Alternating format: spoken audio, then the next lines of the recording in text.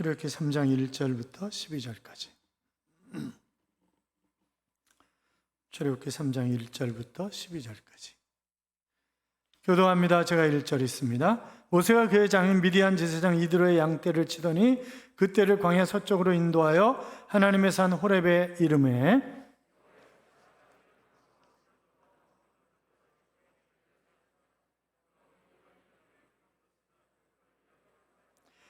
이에 모세가 이르되 내가 돌이켜 가서 이 큰 광경을 보리라. 떨기나무가 어찌하여 타지 아니하는 거 하니 그때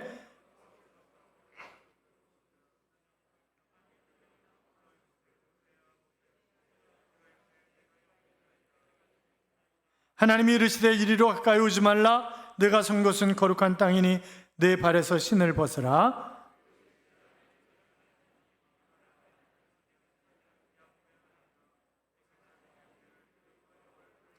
여호와께서 이르시되 내가 애굽에 있는 내 백성의 고통을 분명히 보고 그들이 그들의 감독자로 말미암아 부르짖음을 듣고 그 근심을 알고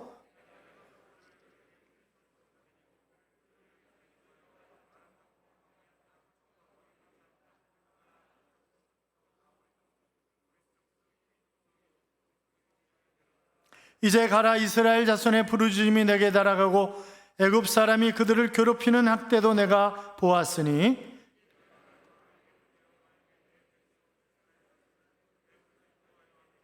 모세가 하나님께 아뢰되 내가 누구에게 바로에게 가며 이스라엘 자손을 애굽에서 인도하여 내리이까? 하나님이 이르시되 내가 반드시 너와 함께 있으리라. 내가 그 백성을 애굽에서 인도하여 낸 후에 너희가 이 산에서 하나님을 섬기리니 이것이 내가 너를 보낸 증거니라.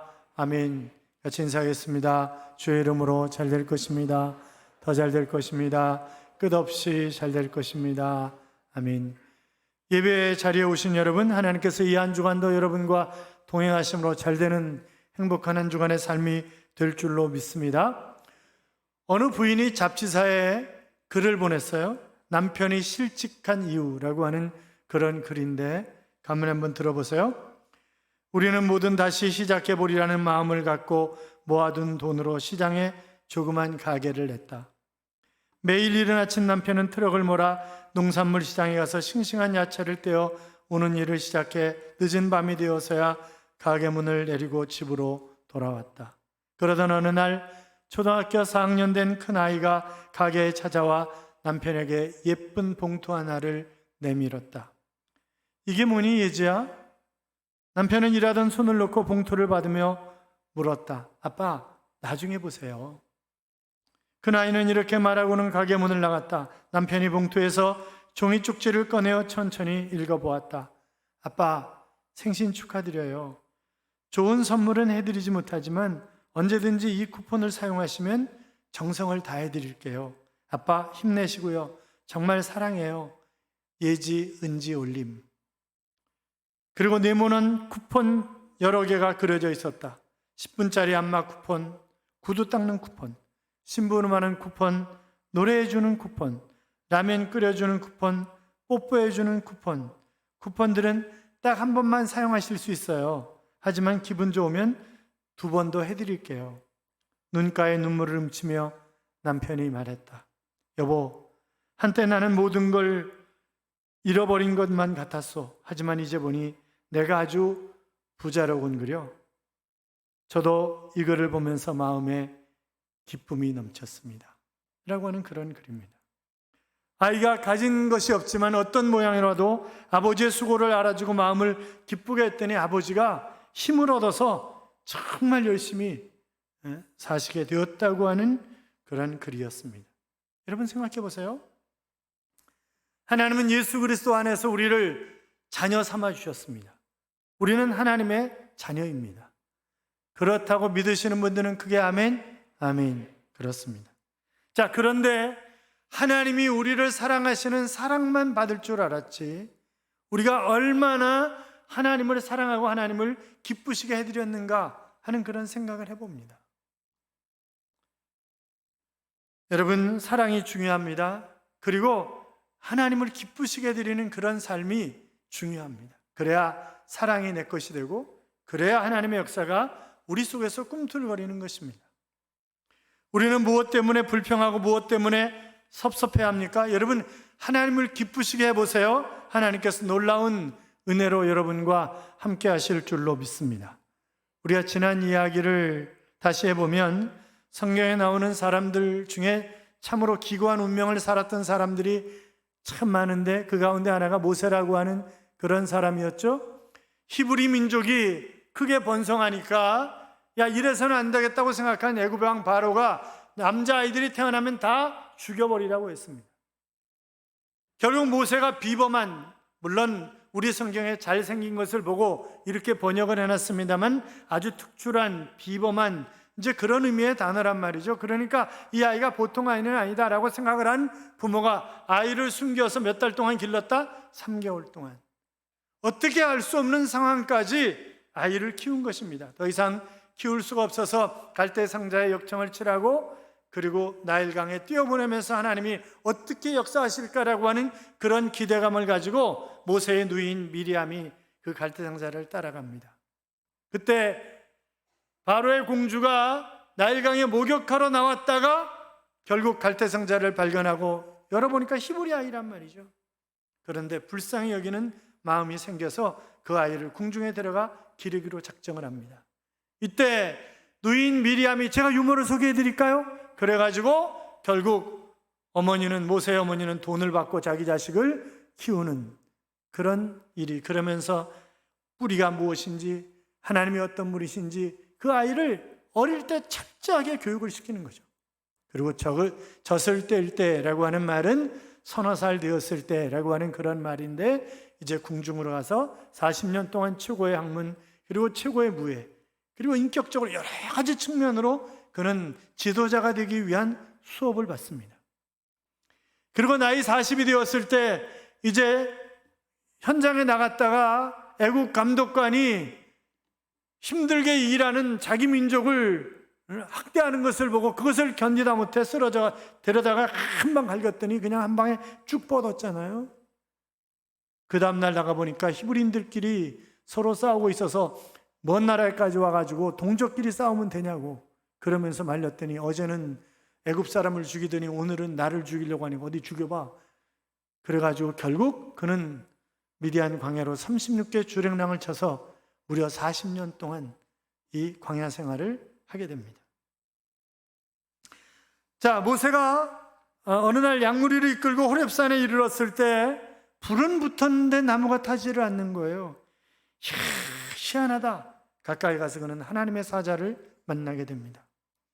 모세가 불타는 가시나무에 가까이 갔을 때 그 불 속에서 음성이 나는 거죠. 모세야, 모세야, 내가 선 곳은 거룩한 땅이니 신을 벗어라. 그런 음성이 들려옵니다. 하나님의 음성이었습니다. 하나님께서 모세를 부르려고 호렙산 기슭으로 찾아오신 것입니다. 황량한 광야, 불타는 나무 앞에서 하나님을 만나리라고 모세가 꿈엔들 생각을 했겠습니까? 그는 하나님을 만납니다. 하나님께서 기적을 동반하고 모세를 만나러 찾아오신 것입니다. 그러면서 내가 너와 함께 할 테니 네가 일을 해라, 할 일을 해라, 그렇게 말씀하셨습니다. 바로 애굽에서 고통받는 이스라엘 백성들을 구원하기 위한 그런 명령이었습니다. 자, 하나님은 우리에게도 찾아오시고 우리를 부르시는데 때때로 우리가 살아오면서 하나님의 기적을 체험할 때가 많이 있잖아요. 여러분도 다 한두 가지는 다 체험하셨을 거예요. 저도 마찬가지입니다. 신학을 하다가 학생회장 하면서 데모를 하고 결국 모든 책임을 제가 다 지기로 하고 다른 학생들 건드리지 않는 조건으로 저는 자퇴원서를 내고 군대 5년짜리로 도망을 갔습니다. 그리고 다시 하나님의 부르심을 받고 학교로 다시 1학년으로 다시 들어왔는데, 그런데 을지병원 산부인과에 1982년 4월 12일 날 그 충무로에 있는 을지병원입니다. 오늘이 해놨는 날이라는 거예요. 병수는 터졌고 사진을 찍었는데 골반이 작기 때문에 도저히 현대의학으로 순산 불가였습니다. 저희들이 가만히 있으니까 의사 선생님이 그러면 아이 죽는 거 확인하고 산모 살리자고 할 말이 없더라고요. 그런데 하나님이 순산케 하셨습니다. 저희가 이제 상계동에 개척을 했었어요. 30평 개척을 했고 얼마 안 지났는데, 몇 년 안 지났을 때죠. 그런데 그 목에 혹이, 목소리가 안 나오는 거예요. 아주 11단지에는 김영순 산부인과에 갔는데 혹이 너무 큰 게 났다는 거예요. 장희님 선교사님도 수술하셨죠? 그 목 때문에?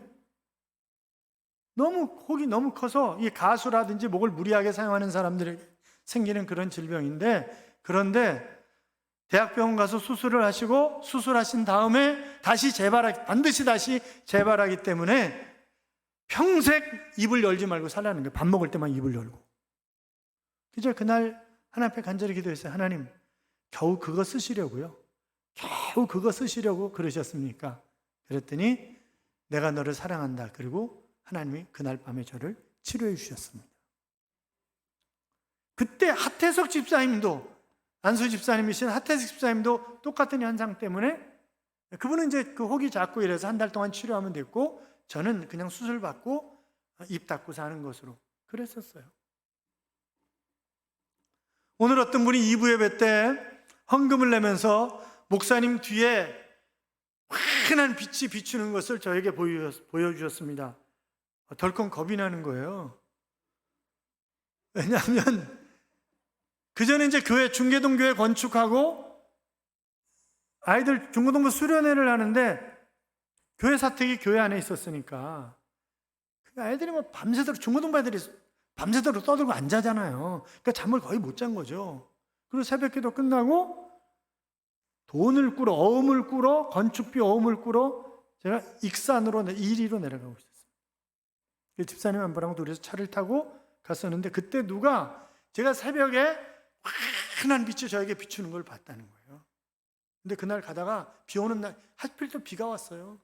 그리고 가다가 졸았어요. 운전하면서 졸은 거지. 밤샜으니까. 그리고 중앙분리들을 딱 받아치고 돌아서 가지고 5톤 트럭이 내려오는데 갔다 받아치고 또 돌아서서 1톤 포터 받고 다시 돌아서서 중앙분리대를 받은 거예요. 앞에 하우스까지 다 없어졌으니까. 집사님 괜찮아요? 괜찮습니다. 우리 유리창 깨졌으니까 일로 나갑시다. 그리고 나왔어요.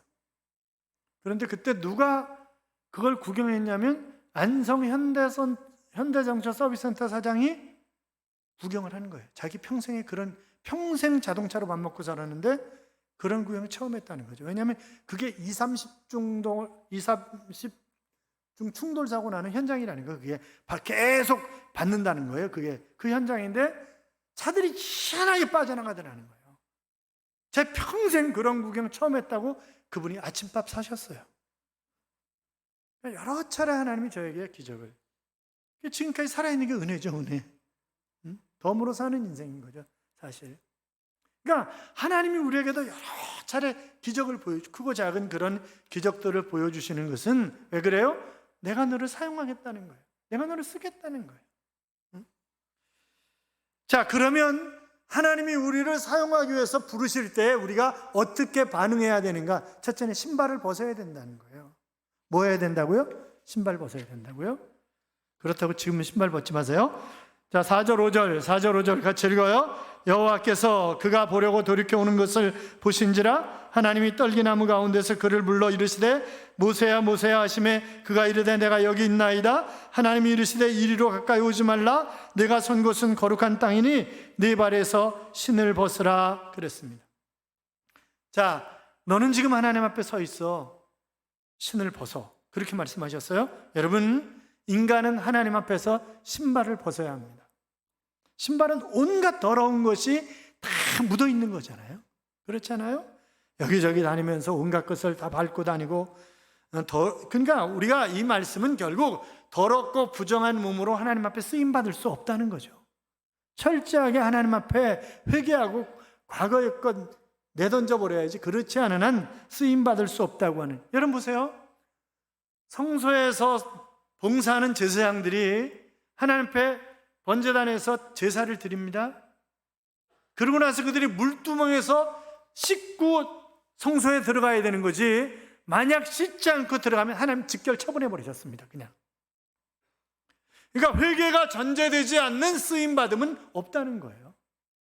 그러니까 우리가 삶 속에서 죄 지은 그런 모든 것들을 다 도려내야지, 신발을 벗어야 그 다음에 하나님이 쓰시는 것이지, 하나님이 죄인을 상대하지 아니하시는 그런 하나님은 아니시지만, 그러나 뭐 해야 된다? 회개케 하시고 그 다음에 사용하신다 라고 하는 것입니다. 자, 하나님의 신을 벗고 맨발로 섭니다. 여러분, 사막에서 맨발로 선다는 것 쉽지 않습니다. 해수욕장 가서 맨발로 모래사장에서 뜨거운 태양이 내리쬐는 여름날 걸어보셨어요? 진짜 힘들어요. 그렇잖아요? 여기 사막입니다. 그리고 가시 떨기나무가 있는 그런 현장 속에서 맨발로? 이거 보통 어려운 거 아니에요. 그런데 하나님이 신발 벗으라는 거예요. 자, 6절 봐요. 6절 같이 읽어요. 또 이르시되 나는 내 조상의 하나님이니 아브라함의 하나님, 이삭의 하나님, 야곱의 하나님이라. 모세가 하나님 배웠기를 두려워하여 얼굴을 가리우매. 자, 신을 벗는다는 것은 자신을 포기한다는 얘기인데, 그런데 하나님이 나는 내 조상 아브라함의 하나님, 이삭의 하나님, 야곱의 하나님이다 그러셨어요. 그러니까 모세가 두려운 거예요. 왜요? 하나님 거룩하신 분이에요. 죄인된 인간이 하나님을 배우면 어떻게 되는 거예요? 죽는 거예요. 죽는 거예요. 그러니까 두려워하는 거예요. 지금 두려워하는 거예요. 사랑하는 여러분, 우리가 두려움으로 하나님을 경외하며 하나님 앞에 서야 됩니다. 이 경외한다라고 하는 말은 두렵고 떨림으로 선다라고 하는 그런 의미가 있고, 또 한 가지는 예배가 좋다라고 하는 원어적 의미가 있습니다. 하나님 앞에 서는 거예요. 독일 신학자인 본회퍼가 현대인의 가장 큰 잘못은 하나님을 거룩하고 온전하며 두려운 분이 아니라 여분의 존재로 알고 있는 것이 현대인들의 가장 큰 문제다 하는 그런 얘기를 했어요. 자, 그러니까 하나님은 여분의 하나님이라는 거예요. 내가 시간이 있어야 예배드리러 오는 거예요. 내가 쓰다가 남은 돈이 있어야 하나님 앞에 헌신을 하는 거예요. 내가 힘을 쓰다가 남은 힘이 있어야 그 힘을 가지고 하나님 앞에 봉사를 하는 거예요. 그걸 여분의 하나님이라고 본회퍼가 표현을 했어요. 여러분, 그건 뭐예요? 불경죄예요. 그건 불경죄예요. 그렇잖아요? 자, 어떻든 신을 벗으라고 하는 말은 하나님의 명령에 복종하라고 하는 그런 의미이고, 하나님을 존경한다는 의미이고, 예배의 표시이고 경배의 표시가 신을 벗는 것이다 라고 하는 것입니다. 자, 지금 모세가 서 있는 자리가 거룩한 땅이기 때문에 신을 벗으라고 하는 것입니까? 아니요. 모세가 하나님을 만나는 자리, 하나님의 명을 받는 그런 자리이기 때문에 그 자리가 거룩한 것이고, 그래서 신을 벗으라 그렇게 말씀하셨는데, 사랑하는 여러분, 우리가 신발을 벗을 수 있어야 하나님께 쓰임받는다고요? 내 생각, 내 지식, 내 경험, 내 판단, 이거 가지고 안 된다는 거예요. 그러니까 우리가 정말 하나님이 어떤 분이신가 하는 것을 기억하고 희생하고 순종하고 하는 그런 삶을 살아갈 때 바로 비로소 쓰임받는 하나님의 자녀가 될 수 있는 것입니다. 칠레 늪지대에 리노데르마르라고 하는 개구리가 있습니다. 개구리가 작은데, 그런데 번식력은 너무 왕성한 거예요. 그래서 어느 연못에 이 개구리가 들어가면 순식간에 바로 이 연못을 점령하는 것입니다. 웬만한 호수도 이 개구리에게 다 점령이 됩니다. 그럼 왜 그런가? 어미가 알을 낳잖아요. 그러면 젤리 같은 그 안에 알이 들어있으면 순놈이 얼른 그것을 집어삼킨답니다. 그래, 노래 주머니가 있는데 그 노래 주머니에 알을 품고 있는 거예요. 그리고 알을 절대 토해내지 않기 위해서 노래를 안 불러. 먹는 것도 안 먹어. 그리고 지내는 거예요. 그리고 이 알이 부화해서 올챙이가 되면 그때 토해내는 것입니다. 그러면요, 그동안 못 먹었잖아요. 아무것도 못했잖아요. 그리고 죽는 거예요. 그렇기 때문에 이 올챙이가 많이 생겨나고 결국 그 개구리 떼가 연못을, 호수를 정복해 나가는 것입니다. 그러니까 순놈의 희생이 결국 엄청난 결과를 가져오는 거죠. 여러분, 희생이 없이 얻을 수 있는 것이 있습니까? 아니, 우리 가정도 마찬가지죠. 가족 가운데 누군가가 희생해야, 그래야 서로 평안이 있고 행복하지. 서로 잘났다고 그러면 내 말이 맞다고 계속 싸워봐요. 그 집에 무슨 평안이 있고 무슨 행복이 있겠어요? 그렇잖아요. 사랑하는 여러분, 내가 희생하면, 순종하면 아름다운 역사는 이루어지는 것입니다. 영국의 시인인 밀턴은 이런 얘기를 했습니다. 순종은 축복의 언약이 지속되는 조건이다. 순종과 희생이야말로 축복의 언약이 지속되는 조건이다 하는 그런 얘기를 했는데, 그러니까 우리가 희생하고 순종하는 것, 이것이 축복의 조건이라고요? 축복받는 삶을 살기를 원하십니까? 행복한 삶을 살아가기를 원하십니까? 희생하십시오. 순종하십시오. 그래야 얻을 수 있는 것입니다. 미국의 기업인들이 말하는 비즈니스 성공 지침은 무조건적으로 노하는 그런 사람은 뿌리를 뽑아버려야 된다, 그렇게 주장을 합니다. 왜냐하면 기업의 결정에 따라서 예스하고 따라줘야 되는데 노하는 사람들이 있으면 기업이 앞으로 전진을 못하는 거예요. 이사야 1장 19절 이하에 보시면, 너희가 즐겨 순종하면 땅의 아름다운 소산을 먹을 것이요 너희가 거절하여 배반하면 칼에 삼키우리라 여호와의 입의 말씀이니라 그랬습니다. 자, 순종하면 아름다운 소산을 먹지만 아니면 불순종하면 칼을 삼키운다, 심판을 받는다, 이제 그런 얘기죠. 그래서 우리가 정말 하나님 앞에 순종하는 자세, 그것이 어떤 일이든지 어떤 명령이든 그저 아멘, 내 지식으로 저건 아닌데, 내 경험으로는 저건 아닌데, 그러지 말라는 거예요. 하나님이 말씀하시면 그것이 신발을 벗는 것입니다. 또 내가 부름받아 쓰임받으려면 하나님을 바로 알아야 됩니다. 자, 6절부터 8절까지 같이 읽어요. 또 이르시되 나는 내 조상의 하나님이니 아브라함의 하나님, 이삭의 하나님, 야곱의 하나님이라. 모세가 하나님 배웠기를 두려워하여 얼굴을 가리매 여호와께서 이르시되 내가 애굽에 있는 내 백성의 고통을 분명히 보고 그들이 그들의 감독자로 말미암아 부르짖음을 듣고 그 근심을 알고 내가 내려가서 그들을 애굽인의 손에서 건져내고 그들을 그 땅에서 인도하여 아름답고 광대한 땅, 젖과 꿀이 흐르는 땅, 곧 가나안 족속, 헷 족속, 아모리 족속, 브리스 족속, 히위 족속, 여부스 족속의 지방에 데려가려 하노라. 아멘.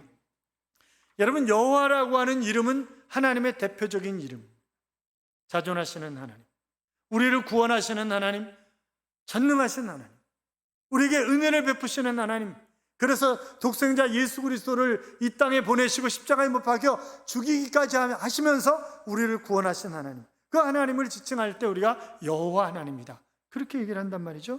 그런데 그 하나님이 어느 날 아브라함에게 찾아오셨어요? 이삭에게 찾아오셨어요? 야곱에게 찾아오셨어요? 그랬던 것처럼 몇 세기가 지난 후에 모세에게 하나님이 찾아오신 것입니다. 여러분, 가만히 생각해 보세요. 아브라함, 이삭, 야곱, 모세 특별한 일 한 거 있어요? 없어요. 물론 아브라함이 갈대아 우르를 떠나라고 그랬을 때 알지 못하는 미지의 세계를 향해서 떠나옵니다. 그러나 그가 처음에 와가지고 막 가는 곳마다 그 제단을 쌓고 하나님 앞에 예배를 드리다가 흉년이 오니까 에이 모르고 따로 애국으로 내려가잖아요. 그 여보 나를 통해서만 애 낳는 게 다야, 종을 통해서도 낳고 내 무릎에 앉히면 내 자식이지 뭐. 그러니까 하갈하고 잠자고 애 낳아. 그러니까 알았어. 그리고 또 그게 아브라함이잖아요. 그게 자기 부인을 누이라고 몇 번씩이나 얘기하고. 이삭도 마찬가지죠. 이삭이 별로 한 일 없어요. 아브라함처럼 고생한 게 없어요, 이삭은. 그런데 이삭은 딱 두 가지 한 일이 있어요. 하나님이 그 아브라함에게 이삭을 번제는 잡아서 각을 떠서 태워서 드리는 게 번제예요. 번제로 드리라니까 그냥 아침 일찍 마누라하고 의논을 안 한다고요. 마누라하고 의논하면 마누라가 가만히 하라고 내버려 두겠어요? 당신 노망했냐고 그러지. 그러니까 그냥 새벽같이 애를 데리고 그리고 모리아산으로 가는 거잖아요, 사흘길을. 그리고 종들에게 우리가 올라갔다 다시 함께 내려올 것이다. 그러니까 이 아브라함이 부활신앙이 있었던 것을 우리가 알 수 있는데 올라가잖아요. 그럼 묶어요, 이삭을. 지금 아버지 뭐 하려고 그러는지 잘 알아요. 이삭이 올라가서 보니까 그래가지고 결국 여러분 보세요. 이삭의 나이가 청년이에요. 아버지 할아버지예요. 밀면 끝나. 그런데 안 밀어. 그냥 묶여. 그리고 그것이 아버지의 뜻이라면 그리고 희생하는 거예요. 순종하는 거예요. 그거 한 가지예요. 또 한 가지는 자기 부인 구하는데 얼굴도 몰라. 아버지가 종 보내가지고 멀리 가서 데려오니까 그냥 평생 사는 거예요, 같이. 두 가지 한 일밖에 없어. 그래서 그는 일평생 평탄한 삶을 살아갑니다. 반면에 이삭의 아들 야곱은 어때요? 아주 치사찬란한 놈이야, 그놈은. 그래서 좋아해. 왜? 비슷하니까. 그렇잖아요? 이 야곱은 어떻게 해요? 내가 장자가 돼야 되는데 뱃속서부터 지 형 발꿈치 잡아 못 나가게. 그런데 에서가 먼저 나오잖아요. 그러니까 어떻게 쓰든지 장자의 축복을 갈취하는 거예요, 그가. 여러분, 그가 그렇게 자기 것을 채우기 위해서 급급할 때마다 그는 고난과 역경의 삶을 살아갑니다. 그렇잖아요. 한 여자에게 완전히 홀딱 반해가지고 7년 동안 죽어라 고생했는데 첫날 밤 자고 나보니까 딴 여자야. 그래서 그 한 여자를 위해서 14년 동안 봉사하잖아요. 그리고 사위이며 이 장인이며 삼촌인 라반이 맨날 속여. 왜? 야곱이 맨날 속였잖아요. 맨날 속여. 봉급도 제대로 못 받아. 그랬다 하나님이 그를 정말 기가 막히게 거부가 되게 하셨잖아요. 그리고 가지고 나오는데 결국 야복 강가에서 형 에서한테 다 넘겨주는 거 아니에요? 재산? 다 넘겨주는 거예요. 그러니까 이들이 별로 하나님 마음에 드는 일을 한 일이 없어요. 그런데 하나님이 아브라함에게 찾아오셔서 너를 창대하게 하겠고 내 이름을 위대하게 하겠고 내 후손이 뭐 하늘의 별처럼 바닷가의 모래알처럼 막 그리고 약속을 하시잖아요. 이삭에게 야곱에게 똑같은 약속을 하신 거예요. 그 하나님이 지금 모세에게 나타나셔서 내가 아브라함의 하나님, 이삭의 하나님, 야곱의 하나님이라고 말씀하시는 것은 내가 약속했던 것을 똑같이 너에게 이루어 준다라고 하는 그런 의미가 지금 담겨져 있는 거잖아요. 그러니 얼마나 황홀했겠어요, 모세가. 그렇잖아요. 꿈에 늘 자기가 떨기나무 불꽃 가운데서 하나님을 만날 생각을 했겠어요? 그렇잖아요. 이제 끝난 인생이라고 생각한 거예요. 나이 80인데. 그렇잖아요. 그런데 하나님이 찾아오셔가지고 지금 얘기를 하시는 거예요. 그러면서 보고 듣고 알고 인도하여 이르려 하노라. 그러면서 하나님이 바로 그 건져내겠다 하는 얘기를 하셨으니까 이스라엘 백성들을 애굽에서 건져내시겠다는 거 아니에요? 그리고 가나안 땅으로 끌고 가시겠다 하는 거죠. 그런데 아주 중요한 그런 단어가 있습니다. 중요한 단어가 있는데 이르려 하노라 그랬어요. 그 나중에 보면 그 이스라엘을 애굽인의 손에서 인도하여 내게 하리라 그랬는데, 자, 어떻든 지금 하나님께서 이스라엘을 기억하시고 구원하신 동기가 무엇인가? 외면할 수 없는 어떤 공로가 있는 게 아니라 그냥 일방적인 하나님의 약속을 지키기 위한 그런, 하나님 시건치 아니하시는 하나님이다 그렇게 얘기하잖아요. 그러니까 우리가 그 하나님이 어떤 하나님이냐를 바르게 알아야 내가 쓰임받는 삶을, 복된 삶을 살아갈 수 있다라고 하는 거죠. 그래서 이걸 읽어야 되는 거잖아요, 성경을. 여기에 하나님이 어떤 분이신가가 다 나와 있으니까. 여러분, 우리 교인들 가운데 사장님들이 참 많이 계신데 사원들이 사장님 마음을 알아요, 몰라요? 몰라요. 그건 몰라. 사장만 아는 거예요, 그 마음을. 그렇잖아요. 그럼 부목사들이 담임 목사 마음을 알까요, 모를까요? 몰라. 이제 올해 이제 점심 때도 그렇고 수요일 저녁, 금요일 저녁은 이제 같이 식사하러 가잖아요, 식당에. 식사하러 가면 제가 없을 때 가면 이제 뭐 있을 때도 마찬가지지만 카톡 딱 떠요. 카드를 쓰니까, 카드로 식사를 하니까 어디서 먹었다 이게 딱 나오잖아요. 어디? 무슨 짬뽕이더라? 수중 짬뽕 이렇게 딱 뜨는 거야. 그래가지고 수중 짬뽕은요, 우리 교인 식당 앞에 있어요. 제가 교인 식당, 그러니까 체면 문화지, 우리는 체면 문화가. 그래서 교인 식당 앞에 이쪽으로 저쪽에 부대찌개 먹으러 가면 돌아서 가요, 이렇게 돌아서. 교인 식당 앞으로 안 지나가요, 돌아서. 김 집사님, 내가 여기 곱개비 하시잖아요, 곱창. 맨날 곱창만 먹을 수 없잖아요. 그러니까 일주일에 한 번은 곱창 먹으러 가지만 다른 때는 이렇게 있나 없나 보고 이렇게 쓱 지나간다고. 그리고 올 때 저 뒤로 오고 막 이런다고요. 응? 수중짬뽕은 대각선으로 딱 안집사 있는 식당이야. 셰프 돈가스. 틀림없이 부교육자들도 차 멀리 세워놓고 살짝 들어갔을 거예요. 그런데 어쩌다 딱 눈이 마주치게 돼 있어, 이게. 그럼 저는 그런 식당 안 가요. 그게 담임 목사의 마음이야. 여러분, 아버지와 자식의 마음이 달라요. 우리 때는 그냥 남녀 둘이서 걸어다니면 연애한다 이렇게 생각을 했어요. 니네 연애하냐? 그러면 우리 친구예요. 지금은 그렇게 얘기해요. 아, 친구끼리 같이 극장도 갈 수 있고 뭐 그런 거지 뭘 그러세요? 이렇게 얘기한다고 애들은, 요새 애들이. 그러니까 이게 달라. 몰라. 이게 잘 몰라요. 우리 하나님 모른다고. 그러니까 하나님을 잘 알려고 이거 애를 써야 돼요. 그러니까 와서 좀 특강도 듣고 좀 열심히 해요. 그래서 하나님을 알아야 무슨 뭐 하나님이 원하시는 뜻이 무엇인지 하나님을 기쁘시게 해드리고 그래야 아름답게 쓰임받고 복 있는 그런 삶을 살아갈 수 있는 것 아니겠어요? 뿐만이 아니라 하나님이 나에게 사명을 주시면, 명령을 주시면 아멘. 그리고 순종하는 거예요. 왜? 그거는 하나님이 어떤 일을 시키잖아요? 그러면 할 수 있는 것만 시켜. 여러분이 여러분 자녀에게, 야, 초등학생 자녀에게 집 좀 사와라, 그렇게 얘기해요? 그런 얘기 안 해. 그럴 때는 할 수 있는 걸 시키지 할 수 없는 걸 절대 안 시킨다고. 하나님 뭐라고 말씀하시냐면 이스라엘 애굽인의 손에서 인도하여 내게 하리라. 그러니까 애굽인의 손에서 인도해라 이렇게 얘기하시는 게 아니에요. 내게 하겠다 이렇게 말씀하셨어요. 인도하여 내게 하겠다 내가. 그러니까 하나님이 하시겠다는 거예요. 너는 뭐예요? 내 대신 말만 하라는 거예요. 그럼 할 만하잖아요, 그거? 할 만한 거 아니에요? 그렇잖아요.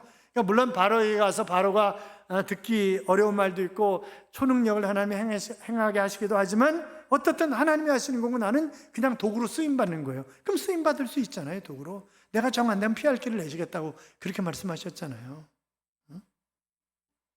그러니까 여러분, 우리가 그냥 아멘 그리고 그냥 순종하는 거예요. 근데 이제 성경 뜻을 잘 알아야 돼. 성경을 뜻을.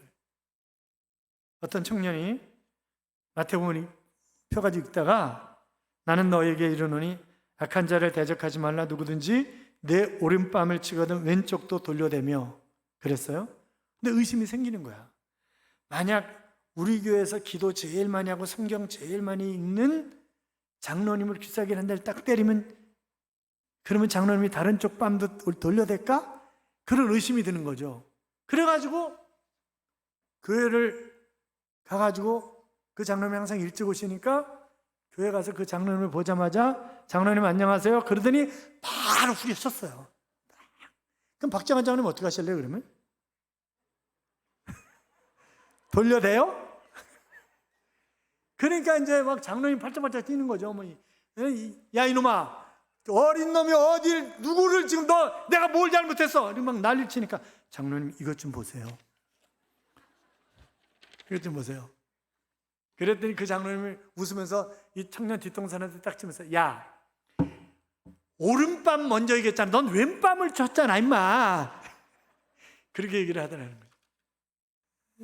여러분, 우리가 성경 잘 읽고 잘 해석해야 돼요. 그러나 중요한 것은 뭐예요? 하나님 나를 일을 시키셨으면 하나님 함께 하신다. 하나님이 해결하신다. 그건 분명히 그거 의식을 가지고 있는 거예요. 그러니까 우리가 미디안과 싸울 때 미디안이 쳐들어왔어요. 그래서 사람을 모집했더니 32,000명 모였잖아요. 그런데 하나님이 기도원에게 뭐라는 거예요? 줄이라는 거예요. 인원 10,000명으로 줄였어요. 더 줄이라는 거예요. 300명으로 줄였어요. 아니 32,000명이 가도 질판에 지금 300명 데리고 가라니 이게 도대체 말이 되는 건가? 이해가 안 되는 거죠. 이해가. 그래서 밤에 몰래 적진에 가봤어요. 그랬더니 그 미디안 병사가 꿈을 꾼 얘기를 하는 거예요. 이스라엘에서 굴러와가지고 자기 장막을 다 망쳤다는 거니까 그 옆에 있는 해석한 애가 또 웃겨. 야, 그거는 하나님이 기드온에게 우리를 붙였다는 거야. 우리 이제 큰일 난 거야. 이러고 막 그러는 거니까 하나님이 300명만 데리고 가라고 하신 이유가 하나님이 이미 작업을 해놓으셨구나 라고 생각을 하고 밤에 결국 쳐들어가가지고 전쟁 끝낸 거잖아요. 아장낸 거잖아요. 그런데 그 전쟁이 미디안에 가서 쳐 죽인 것도 아니야.